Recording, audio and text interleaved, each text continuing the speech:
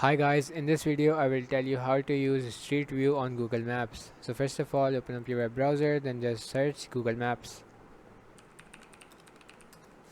Now click on the first link. Now once you're on Google Maps, all you have to do to get the Street View is you have to hold this guy. Click and hold on this guy. And then where it's highlighted blue, you can put him there and it will show you the Street View of that place. Let's put him over here. And it will load up the street view of that place.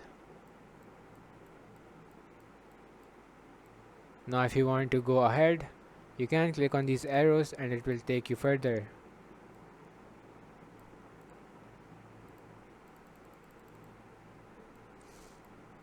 If there are any turns, you can click on them and it will take you there as well. Like if I want to go onto that road, I'll click over there.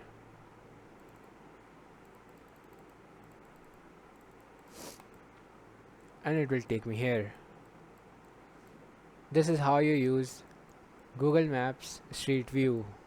It's the same on mobile phone as well. You just have to find this guy in the settings on over your left hand side, and once you click on him and drag him over to a highlighted blue area, it will show you the street view of it.